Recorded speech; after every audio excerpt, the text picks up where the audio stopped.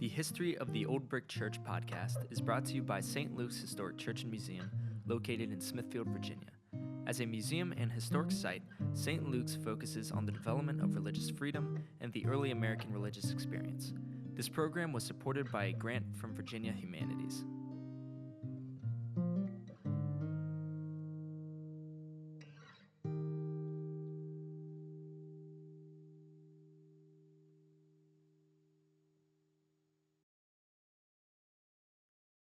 And welcome back to another episode of History from the Old Brick Church, a podcast of St. Luke's Historic Church and Museum in beautiful Smithfield, Virginia. I'm your host, John Ericson, and I am the Executive Director at St. Luke's. And we're very excited to have with us today Dr. Amy Stallings of the College of William and Mary, the Adjunct Professor there. She has all of her degrees from the College of William and Mary, from her undergraduate degree to her doctorate. And one day we're going to have you back, I think, Amy, to talk about your extremely interesting, fascinating doctoral dissertation on the politics of dance. I think that would just make a fantastic discussion. But today we're going to be talking a little bit about Bacon's Rebellion. But our first question always, Dr. Stallings, is why history? What got you interested in history in the first place? That's, of course, a big question, and the answer is sort of lost in the murky depths of time. Because for me, I think history was a natural outgrowth of childhood imagination. I also have a theater background, and to me, it's sort of all of a piece. I'm fascinated by history because I've always been fascinated by human beings and the individuality of human beings. And so when I prepare a character for the stage, I do the same sort of process as I work through when I'm investigating a historical figure, albeit, the degree of reliance on primary sources is going to differ, but attempting to work up a logical context in which, somebody grew and developed and formulated their ideas and the influences on them. So immersing myself in fantastical worlds, which were vaguely historically informed as a child, standard fantasy Disney. But my favorite Disney was always the historical Disney. Robin Hood was my big thing. And then there was a live action film from 1963, which I still adore, called Dr. Sin alias the Scarecrow, starring Patrick McGoohan as this minister by day, smuggler by night on the south coast of Kent. And it took place in the 1770s. So it was contemporary with the American Revolution. And of course, because it's an American producer, they had to drop in elements of the American Revolution, even though it takes place exclusively in the UK. And George III doesn't come off looking very good. But that fictional process, I think, translated very naturally into a non-fictional process for me. Yeah, I should have mentioned in the introduction, too, that in addition to your work at William & Mary, you are involved in a lot of public history. So we certainly share that passion. We honor all the different people and different disciplines that we've interviewed on this podcast. But we have a particular love for people who share in this public history for us. So thank you for the work that you do there as well. And our topic for today is about Bacon's Rebellion. And it's interesting because there's a lot of the 250th anniversary of the American Revolution, which began last year and specifically this year with the Declaration. But there was an event 350 years ago that we're particularly interested in at St. Luke's, being a 17th century site and some of the characters that are involved in the formation of our church building. Tell us why you think this event, very critical event, hasn't been really explored as much as many other events in our history. Sure. With the caveat that all of this is my perspective, and I can't necessarily back it up with other academic work, but Bacon's Rebellion is an extraordinary, complex event. It's difficult to distill down to a level where it could be taught intelligibly, I think, to, for instance, a fourth grade audience when you're learning your Virginia history.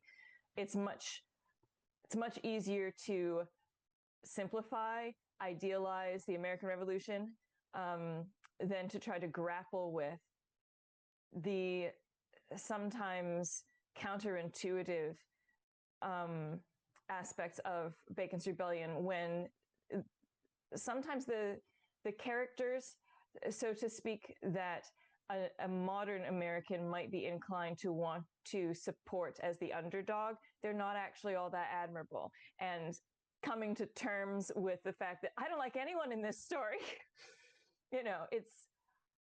it's not the most palatable, I think, in a classroom setting. Yeah, there was a concerted effort, I think, by some of the revolutionary Americans like Jefferson to paint Bacon's Rebellion as an early adaptation of what they were doing in the 1770s, but it really wasn't that much at all, was it? No. You can be duped into thinking so, I think, because Bacon, well, he's trained as a lawyer and he talks a good game, and his declaration of the grievances of the people against Sir William Berkeley does itemize many of the same grievances, complaints that you'll see cropping up again in the American Revolution, but the similarities are very shallow because these are also the same complaints every civilization has had since the dawn of time. Basically, once you get any kind of government structure, there will always be suspicions about the good-heartedness of the people in charge, or the lack of transparency, the heavy taxation, we don't know where our money's going to, that sort of thing. And that is precisely what the commonalty during the 1670s is uneasy about in their government. And Bacon just articulates it in a way that seems very professional. But Jefferson, bless his heart, needs a reason to justify what he's done himself. And I think whether consciously or unconsciously, he falls into that trap of saying, hey, here's a guy exactly 100 years before us who was complaining about exactly the same things. This must be a long-standing undercurrent in the Virginia identity or Virginia politics, that we've always wanted to stick it to the man, and it was just our generation that happened to follow through. Yeah, so let's talk about the actual reasons for this rebellion. And there's a multitude of them. I always talk about it as like a perfect storm, Yes. because there were so many different elements to it. But what do you think the major grievances were, especially in a little out of the way places like Isle of Wight County? Oh, I think there are very legitimate questions that the ordinary folk are asking of the government. Certainly, there's a lot of trouble on the frontier. There are altercations with various native peoples back along basically the fall line, what's now Richmond, so not particularly Western, but that's as far as you get in English America in 1676. But Brent Tarter's written a great piece analyzing the county grievances, which are compiled by the 3 royal commissioners who are dispatched by the king to investigate the causes of the rebellion. And the degree to which those commissioners actually gloss what the people are concerned about in their official report, he finds to be rather extraordinary. Most of the complaints seem to be very localized because government itself and sort of identity is very localized. You report to, you are familiar with your local county court, your local justices, and perhaps because of the settlement pattern of Virginia, where you're miles perhaps from your nearest neighbor, that's very natural to sort of coalesce around a very localized community and not even really recognize what is the bigger picture going on here. And I think part of Berkeley's tragedy as the governor, Sir William Berkeley, is that he has got a bird's eye view of everything. And so he is able to say, okay, I have to impose this particular tax for the purpose of constructing a series of forts or for constructing the towns that the king has ordered me to build in Virginia. and the forts that are fairly useless to protect those towns because the king doesn't actually provide artillery for the forts. He just says, build them. And then even worse, the selling away, the proprietary northern neck, is sort of the last straw. This is a measure that had actually been initiated at the very, very end of the English Civil War, but doesn't really come to fruition until the Restoration when Charles II is back on the throne. But he'd promised part of the colony of Virginia to a handful of proprietors to oversee it rather than falling under the jurisdiction of, the royal governor and the government. So Berkeley is pretty flabbergasted by this. This is territory that people who believed they were living under his government had already settled on. And there are efforts then for a good decade prior to Bacon's Rebellion that Berkeley's undertaking to try to get that territory back from out of under a proprietary government. And the king essentially says, you can have it, but only if you buy out all the other proprietors. And so Berkeley himself says, and some of the county grievances also implicate this sort of final tax that is levied per head in Virginia to try to raise the funds to buy out the other proprietors of the northern neck so that Virginia can occupy what it thought were already its boundaries. And if you live far away from the new towns that are being constructed, or the forts, or the frontier, or the northern neck, you don't see any return, any meaningful reward for you in paying those taxes. And it can be, I think, very unclear to people whether or not the monies, they're hard earned, honestly, because it's a hard scrabble life. And it's not a kind tax to the poor either. The whole taxation system it's a poll tax, so it's by head. It's not graduated based on how much property you own, except to the degree that you're paying for people in your household who may be working for you. But the bottom line is the little guy finds himself expected to put much more into this effort than he can really afford to do given the economic circumstances, and he's not reaping any benefits from it as far as he can tell. That was probably longer than it needed to be. Oh, that's okay. I mean, we could go on and on about it. We have depressed tobacco price with overproduction and all kinds of weather implications. So it really was ripe for rebellion when your income is reduced and your taxes are going up. Yes. So you introduced one of the two main characters, Sir William Berkeley. Let's talk about this very interesting man. Yeah, it's funny when you make that gesture because, I think he's a very controversial figure in Virginia history. And he really is kind of set apart from all the earlier governors. Tell us a little bit about his origins and why he's so different. Sure. So just to preface so that everyone knows where I stand, I portray his wife at Jamestown Island. So I am very pro Berkeley in my bias here, but in researching her and in researching him as a corollary to researching her, I've developed a real genuine admiration for this man. So that's where I'm coming from. He is an intellectual. I mean, there's no disputing that. He's from a family with a good pedigree. He's the sort of poorer branch of the Berkeley family. The richer branch lives at Berkeley Castle in Gloucestershire. But his father, Morris Berkeley, had been an investor in the Virginia Company. So clearly his family and some other relatives as well with the Berkeley surname had been investors. They have staked a sort of claim in the fate of Virginia from the get-go.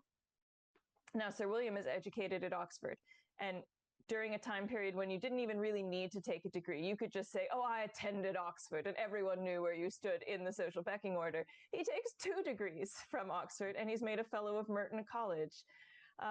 And he also briefly studies law at Middle Temple. It's a little unclear how long he's there, but he values education for the ruling class, and that's an important distinction. He's part of the ruling class.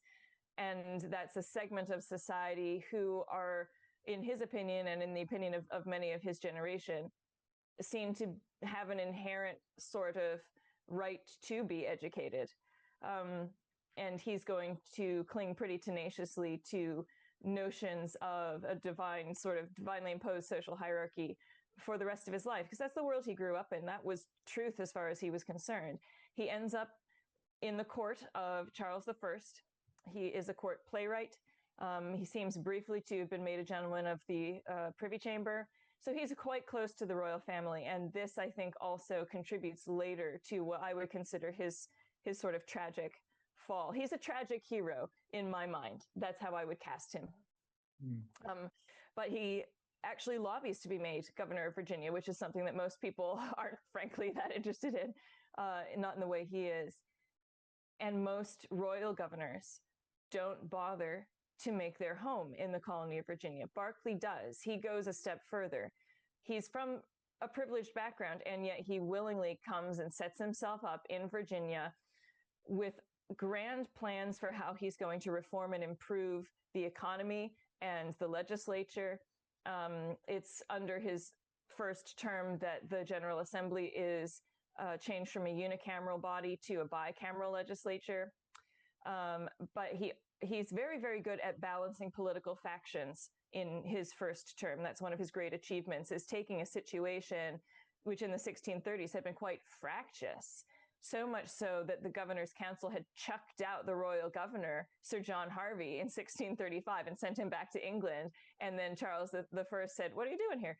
And said, essentially, this is a power struggle between me and the Governor's Council of Virginia and the native born, or at least the folks who've come to think of themselves as Virginians, and I've got to win it. So Charles I sends John Harvey back, essentially with the command, you've got to take back the governor's seat at least for a day, just to show them who's boss, and that I am the person who appoints the royal governor, and that they really have no say in the matter. And so that's what Harvey does. But Berkeley has to come in. There is another governor in between, but Berkeley's essentially trying to smooth over these divisions that had emerged in this period leading up to the English Civil War. And Berkeley comes in 1642, right before the English Civil War is going to kick off. And that doesn't serve him well either, particularly, although amazingly, he does come out of it looking pretty shiny. But everything that he had known back in England suddenly blows up as soon as he gets to Virginia. And his friend and king is now embroiled in a duel to the death with his own parliament. So that doesn't bode well. And a lot of the language, the ideology that emerges in the English Civil War is going to come back and haunt Berkeley and Bacon's Rebellion. And it's a key component of Bacon's Rebellion that I think historians or Jeffersonians who've been eager to see it as a forward-looking movement have tended to underemphasize or completely ignore the ways in which it's actually backward-looking and is rooted in the disputes of the English Civil War. And now I've gone slightly off topic, but Berkeley, Berkeley is my guy. He's certainly arrogant. There is no arguing with that. But I'm going to throw in my other favorite thing, which is Jane Austen, and say I compare him in some ways to Mr. Darcy in Pride and Prejudice, because there's a wonderful statement that Charlotte Lucas has in that book where she's sort of enumerating Darcy's pedigree and good qualities in education and fortune and manners, and says, look, he has a right to be proud. And I think that's also Berkeley. He is an arrogant man, but he's not building it on smoke. He's got these degrees. He's extremely intelligent. He's well connected. He has a good game plan, a good business model for Virginia, at least in his mind. And, for his first term, he is in fact wildly popular. He wins a war against Opechancanough, the great war chief of the Powhatan, who, albeit he's in his 90s at that point, but he's still a pretty formidable force. And in 1644, leads an attack. Well, he's carried into battle on a litter, actually, but for all intents and purposes, coordinates another massive attack like the one in 1622 that takes out 500 English people. So you don't sneeze at Opechancanough, but Berkeley does seem, for the time period, to be somewhat fair-minded as pertains to Opechancanough. He takes him prisoner. He brings him back to Jamestown and has him incarcerated while he awaits a ship to send him to England for trial. And before that can happen, one of Opechancanoug's guards assassinates him. So what you do seem to see is Berkeley trying to do things by the book, even if his own personal feelings might have been, take him out, He's trying to obey the law here and the expectations that go along with being an English person during a period when they considered themselves the freest and, fairest people on earth. And he's kind of denied the ability to do that in Opechancanoug's case. But I do think, for all the criticism that he gets in his second term, I think at heart he is a very by the book person. And even if ultimately, regardless of what side you pick in Bacon's Rebellion, neither of them, Bacon or Berkeley, envisioned a future for Virginia where Native peoples weren't dispossessed or did keep all their power, but Berkeley is the one who at least thinks we should make something of an effort to maintain treaty agreements, honor,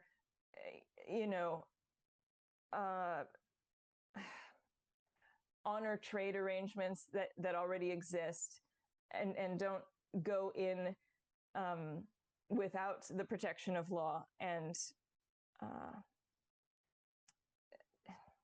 just try to follow your own ambition. That's not really his modus operandi. Yeah, thank you. That's quite a bit. Just to let folks know, when we talk about first and second terms, of course, it's interrupted by the Commonwealth government, the interregnum, as it's often called. So he has to give up power. But there's always kind of a bit of a shadow government, I think, down at Green Spring, as he's waiting to come back into power with the Restoration. But you introduced us to another character, and I'm really fascinated by this because you're the only scholar I know of that really has taken this particular fascination of Lady Berkeley, and I know precious little about her. So please fill us in about this interesting woman. Okay. Lady Berkeley, first of all, I should probably say she's the second Lady Berkeley. Sir William is married sometime in the early 1650s, and we don't know to whom, but there are references to her in a couple of surviving letters, so we know she existed, whoever she was. But at some point, not long after, probably still during the interregnum, Berkeley is widowed. So Lady Berkeley, my Lady Berkeley, Lady Frances Culpeper, Stevens Berkeley Ludwell, as it turns out, but she is a member, again, of the elite, the ruling class of England, and she behaves that way. But she grows up in Kent. Her father, like Berkeley, is a staunch royalist, and so joins the forces of the king in the English Civil War. Annoyingly, there are 4 Thomas Culpepers who are all fighting for the crown in the English Civil War, and it's quite difficult to determine at any given moment which one is her dad. But one of the Thomas Culpepers is Lady Berkeley's father, and the one who is traditionally believed to be her father is involved in the siege of Colchester, really right at the very end of the war, and is taken prisoner by Cromwell's forces and is given the choice to either be made a galley slave or to forfeit all of his property and get out of town. And so he chooses the latter. and they give up their estates in England. He goes to France to find the exiled Charles II and gets a very dubious land grant from him, which frankly, if Charles II never comes back to power, is going to be worth less than the paper it's written on. And that's how they come to Virginia, having effectively lost everything and forced to start over. They're welcomed to Virginia, as many Royalist exiles are, by Berkeley, who has deliberately made Virginia a Royalist haven after the execution of Charles I. So from the get-go, I think, so again, my personal, the story I write in my head about Lady Berkeley is that as soon as she sets foot in Virginia, her father's very politically well connected. She would have met Berkeley early on, I think. And to some degree could have credited him with their ability to escape England and find a new home somewhere else. So I think this is teenage Frances Culpeper now, 17 years old. If she'd had a high school locker, I imagine there would have been a poster of Sir William Berkeley on the inside. That's just how I think about her. But she's very swiftly married off to Samuel Stevens, who curiously is the stepson of the previously ousted Sir John Harvey, who had married his widowed mother after. So get this is talk about soap opera in the 1630s. Richard Stevens had been high up in the Virginia government and had gotten in an altercation with Governor Sir John Harvey the year before, and Harvey had knocked his teeth out. And then the following year, Richard Stevens dies and Harvey marries the widow. And I've got to wonder, what was that fisticuffs? What was that all about? Was it a political dispute or was it about the wife? But anyway, so Samuel Stevens grew up in that household, which must have been interesting. But he will go on to an illustrious political career as governor of the Albemarle. So that's modern day North Carolina. Berkeley clearly trusts him, communicates with him, laments his death in 1669. So Lady Berkeley, to be, because she marries Berkeley less than 6 months after the death of Samuel Stevens, which to the modern sensibility sounds callous and quick, but it's really, really not for the 17th century. Nonetheless, I do think throughout her time as it were, First Lady of the Albemarle, she's learning a lot of political lessons, and she continues to be in the upper echelons of society because Berkeley is instrumental in getting Samuel Stevens appointed as governor and also will help to get his successor, his predecessor appointed and then unappointed, and that's William Drummond, who goes on to be sort of Bacon's number 2 guy in the rebellion and has loathed Berkeley from the time that a dispute with Berkeley led to his being replaced by Samuel Stevens. But anyway, Lady Berkeley came into a lot of property at the death of her first husband. They had no children. She will never have any surviving children, which when I read her letters seems to me to be one of the great tragedies of her life. That here's someone who was born to power, lost everything, rose to power again, marries 3 men who are governors and movers and shakers in the government, has every material comfort many times over that she could possibly hope for. And I think with Berkeley, at least, a very equal partnership, a very loving and respectful relationship. And this one thing that most women can have is denied her.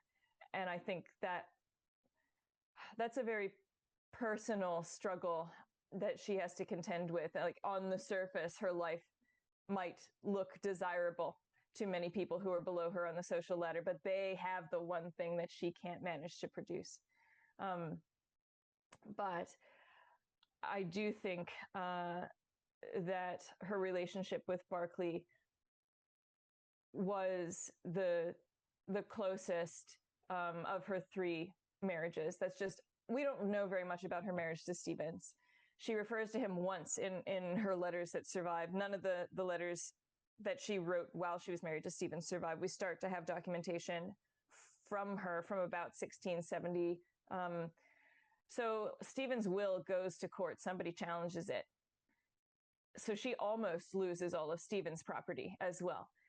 But the Virginia General Court decides in her favor, and we don't know anything further about that case, except they do decide she is the rightful heir to Samuel Stevens. And Berkeley absents himself from that decision because he's not a disinterested party. He's about to marry her himself. But part of why I think their relationship was so interdependent and really beautiful in some ways is the care that Berkeley takes in his own will to prevent a similar court challenge. So once again, they've had no children. He has very few bequests to anybody else. He leaves a little bit of money to his sister, and then he leaves a small bequest to someone else in Virginia, a younger woman, so that she can purchase wedding clothes, which I think is darling.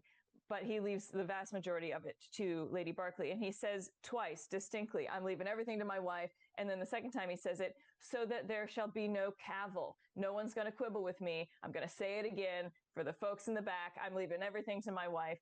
And then at the end of his will, it says a third time, in a very poignant fashion, to me at least, and had God blessed me with far greater wealth and property, I still would have left it to my faithful and affectionate Frances Berkeley. And I do think she was faithful and affectionate. St. Luke's Historic Church and Museum shares stories from the early American religious experience and the movement towards religious freedom. St. Luke's is a 501c3 nonprofit which relies heavily on public charitable contributions. In order to continue quality programming, like the History from the Old Brick Church podcast, your support is crucially important. Visit us at stlukesmuseum.org/donate for more information about St. Luke's and to make a donation. Thank you for your support.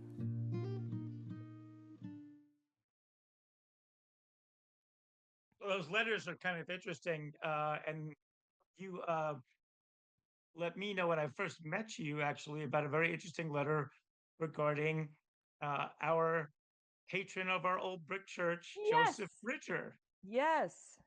So we've only got a handful, a dozen, plus or minus, that survived from Lady Berkeley. But this one particular letter, which is what opened my eyes to a number of things that I've come to hold very dearly about Lady Berkeley. This is called the My Dear, Dear Sir letter, and it's the only surviving letter that she wrote to her husband. He's been recalled to England at that point to go and report to King Charles II, what went down? How did you lose control of Virginia? What is Bacon's Rebellion really about? And again, rather tragically, he's going to die before he can make his report. So his official voice sort of is never heard with regards to what happened in Bacon's Rebellion, which I think biases the case against him somewhat later on. But in his absence, Lady Berkeley does not cease to be a political animal, and she writes this amazing 4-page letter in August of 1677. Berkeley's already dead, but she hasn't gotten word yet. And she says, look, honey, this is everything that's gone down since you left Virginia. And one of the things that she mentions is a rumor that had been swirling about that some surviving escaped rebels had taken Joseph Bridger captive, and that on this being made known to other rebels throughout Virginia, that they were great celebrations and people firing guns, and sheriffs had to go in and try to calm down the rebels who were celebrating the capture of Joseph Bridger. And she is the only document that, that makes any sort of reference to this rumor or, this supposed thing that happened. She doesn't necessarily present it as this definitely happened, but it, I don't think, has been refuted either at the time that she is writing the letter. So she's keeping very much abreast of the latest of political kerfuffles all over the colony of Virginia. So it's a really remarkable insight into, if not actual unrest, at least continuing suspicions and rumors of unrest in the face of the commissioner's claim that Virginia had been pacified. Definitely not pacified. This is August, and there's still bands of rebels running around causing trouble and having to be suppressed. So I think it's a remarkable little piece. Yeah, it's interesting because Bridger actually appears before those commissioners and shares much of that same suggestion that there's continued rebellion, and what are you going to do about it? Mm-hmm. Yeah, so that much at least I think he corroborates. Whether he was actually captured or not, I've never been able to find anything about that, but it's fascinating. Yeah. Wish we knew a lot more about his involvement in the whole rebellion. But speaking of her letters again, she writes the king to try to prevent him from going back to England. And I really feel like Berkeley becomes a kind of a scapegoat for the whole event. Why do you think that is? And what's the upshot of all of it? Oh boy. Again, huge questions. I'm going to talk for longer than you probably want. I think it's easier in an 18th, 19th century world, again, to pin a lot of these accusations of wrongdoing, of self-interestedness on members of the elite. Because once the United States is born, it really prides itself and builds its identity around a notion of egalitarianism that it's already blowing out of proportion as early as, you know, the early federal period. There's a just fantastic account, now to get slightly off subject, Frances Trollope, who's the mother of Victorian novelist Anthony Trollope, makes a tour of the United States in 1828. And she writes a remarkable book called Domestic Habits of the Americans. And it's one of my very favorite things to assign my students, because she essentially, well, she explodes a lot of American myth making, I think, with her own commentary as an English woman. Also explodes a lot of more modern misconceptions about the early 19th century as well. But importantly, you see a United States that is already very consciously distancing itself from England by virtue of telling really tall tales about oppression in England. Commenting to Frances Trollope, for instance, that how could you bear to go back to a country where I know you are treated as nothing but dirt on someone else's feet? She's a successful novelist in her own right. She's not exactly the scum of the earth. And she treats all of this with a really wry sense of humor. But I think this impulse to tear down things that are British or delegitimize things that are very staunchly British. I could make a very tentative pitch for a theory that I've not yet confirmed, that the feminization of afternoon tea in the United States is also a casualty of this moment. I would love to go to a tea room in the States that's not covered with lace and pink florals, and where the servers don't bow and scrape when they see my husband come in with me and make sure he's comfortable, you know, because they're so astonished that there's a man in the tea room. It's incredible. But anyway, I think in that kind of atmosphere, it's almost necessary, for the sake of an American identity, to paint all aristocrats with the same brush. I think George III also gets a bad rap. I like George III. I think he's a very decent sort. And I think Berkeley is really a decent sort at heart, despite the perhaps, the sense of superiority and commands that he projects, and he can be kind of obnoxious. But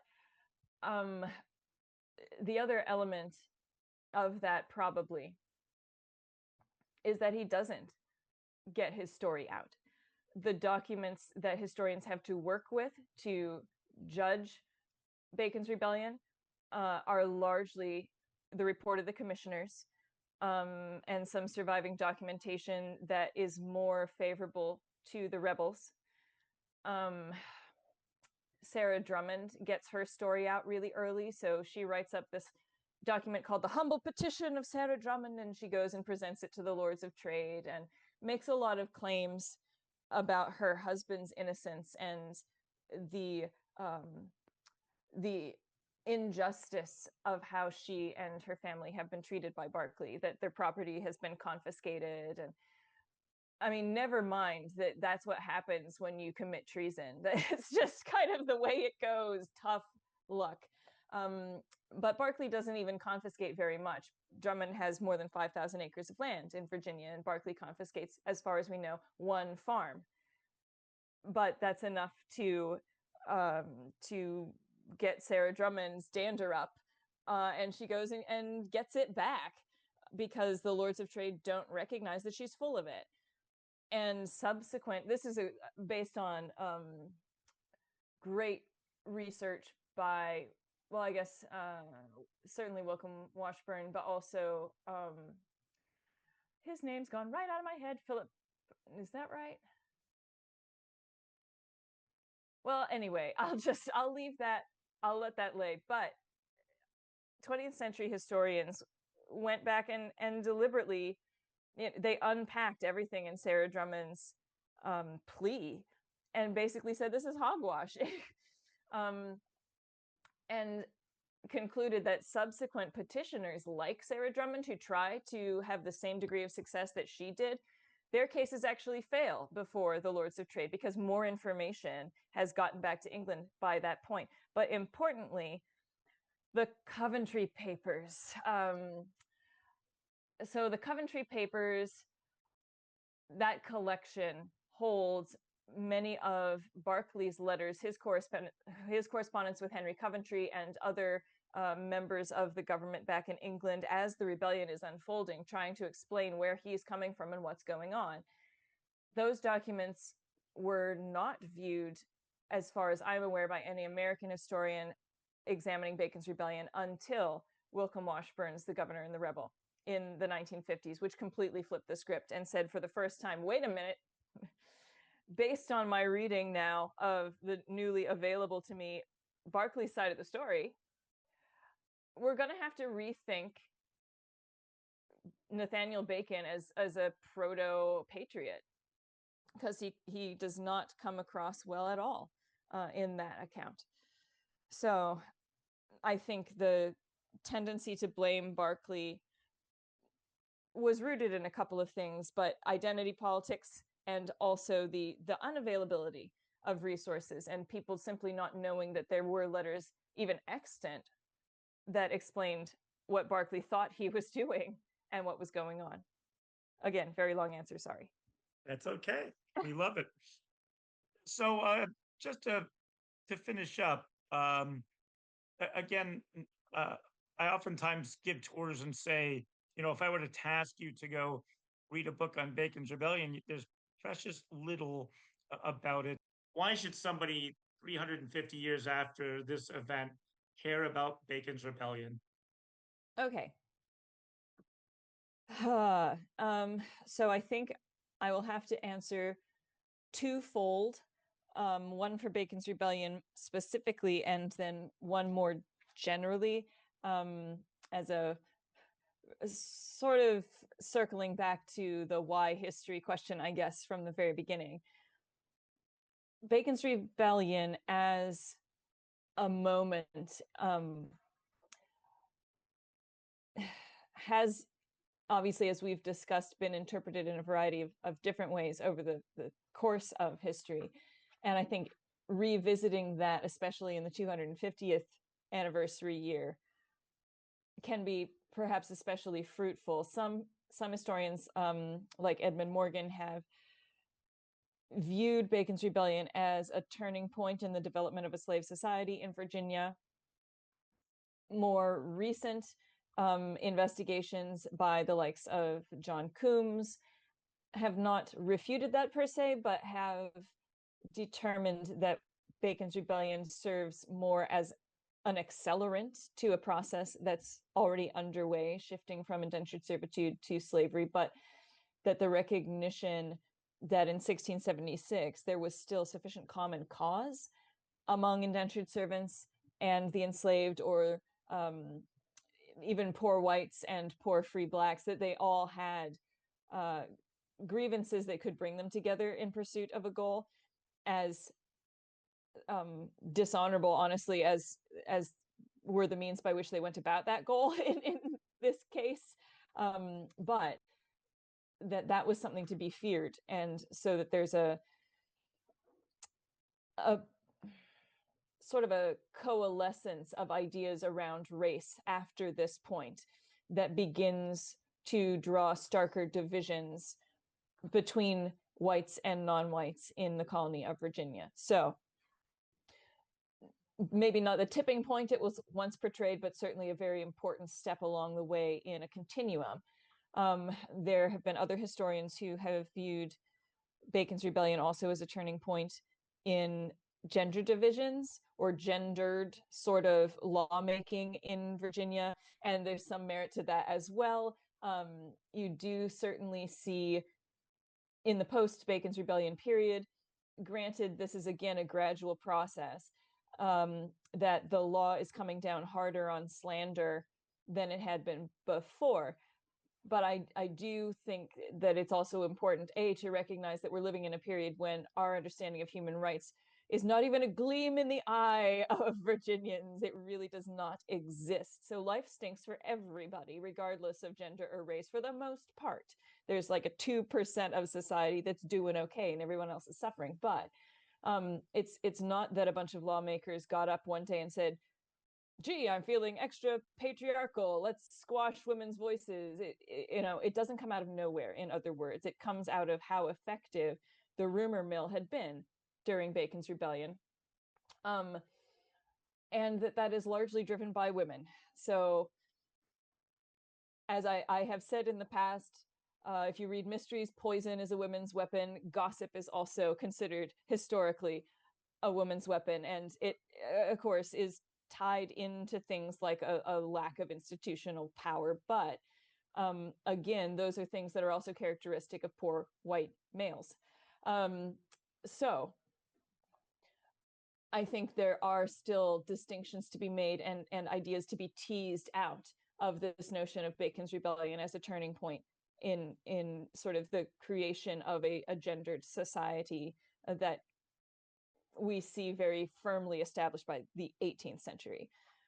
Because women like Lady Berkeley, women like Sarah Drummond, who are part of the ruling class, would continue to have no problem being vocal about it. And that is a class thing. That's not a gender thing. That's that their rank gives them the right to lord it over other people. And no one's really going to fuss with them too much. There were going to be complaints from their own personal political detractors, for sure. But there is a sort of protection that comes with being a member of a high-ranking group. And I think class is one thing that perhaps we haven't examined as fully as we could about the 17th century in general, and Bacon's Rebellion in particular. Okay, so that was why Bacon's Rebellion in particular, I guess. And I think there are ways, although, again, I've said it before, I'm not really one to bring the past into the present moment, but I do think that it can be important to recognize ways in which history echoes. I will never say it repeats itself. I actually really hate that notion, but there are echoes down the ages that are more rooted in, well, what's basic human behavior and what are the expectations you can have of human beings at any given moment. And I think the rumor mill and women's use of the rumor mill is actually a really salient point here. It helps to determine the outcome of Bacon's Rebellion, because Bacon is not afraid to exploit that And to purposely set that in motion, to spread misinformation, Lady Berkeley, in fact, says, my cousin spread the rumor that I had called him a parliament captain. That's in one of her surviving papers.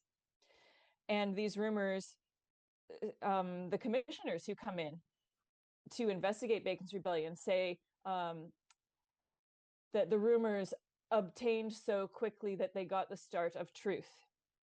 And I think that's certainly an important caution to keep in mind in a digital age, when once again we see information through a new means, not the rumor mill, but spreading ahead of any sort of clarification or correction. And the initial impression is what people are going to retain, not the correction that comes later. And Berkeley lags behind. He's so old school. I love him dearly, but there is no printing press. There's no newspaper in Virginia. And that's really, he's not a fan of either one, because he saw what damage they could also do in the Civil War. But he takes very by the book means to try to spread his perspective. And that includes drawing up, these are the reasons why I think Bacon is a rebel, and saying these should be read out at church or posted on the courthouse wall. And people are not going to church above once a month in many cases. You don't have to. And there may be at the courthouse once a month. So the lag time between Berkeley saying, this is what I'm fighting for, and you should come support me, and the whole population getting wind of it, is so far behind Bacon's rumor mill that there's no way Berkeley can catch up. So that's one point of continuity, I think, where you can see, people have always spread misinformation, both accidentally and deliberately, and found ways to turn a political situation in their favor by getting their story out first. So that's something that is perhaps of ongoing relevance, and always will be, because we're human beings. And that brings me to my last point, and I promise it will be my last point.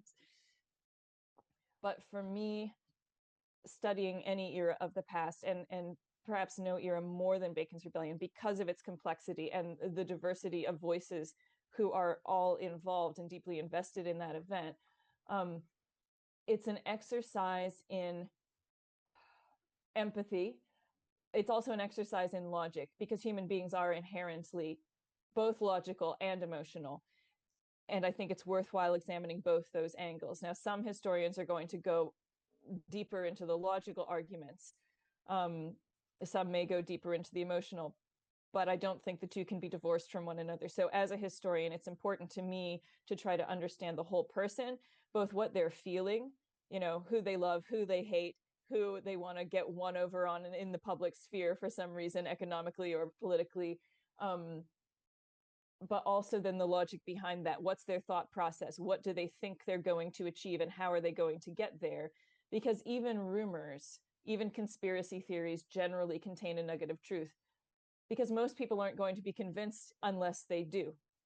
So I think it can be a valuable lesson studying a complex historical event that we can then apply to the people around us today, if we choose to, people that we disagree with, or who are coming at something from such a different place of life experience, that their position makes perfect sense to them and maybe is completely alien to our worldview, to stop and ask the questions. Why do you feel this way? What is your logical process to get from A to B? And if you can explain that to me in a coherent way, then we can have a conversation. So maybe not doing the Bacon thing and talking out of both sides of your mouth is a basic rule of thumb. But I think there are ways to apply those lessons in a productive fashion as well for modern discourse. So there you go. Well, this has been absolutely fascinating, and we're going to continue to explore some of those echoes of this past event throughout the year as we commemorate 350 years. And we will have Dr. Stallings back on our site this September at our 17th Century Living History event the weekend after Labor Day. So we hope for those of you who are local that you'll be able to be a part of that. And once again, everyone, thank you for watching and or listening, and we will see you next time. Take care. Thank you. This program was supported by a grant from Virginia Humanities. Virginia Humanities connects people and ideas to explore the human experience and inspire cultural engagement. As the State Humanities Council, Virginia Humanities reaches millions in its estimated annual audience through festivals, grants, fellowships, digital initiatives, teacher institutes, radio programs, podcasts, apprenticeships, and school programs. Headquartered at the University of Virginia in Charlottesville, Virginia, Humanities works to serve Virginians in every corner of the Commonwealth. To learn more, visit virginiahumanities.org.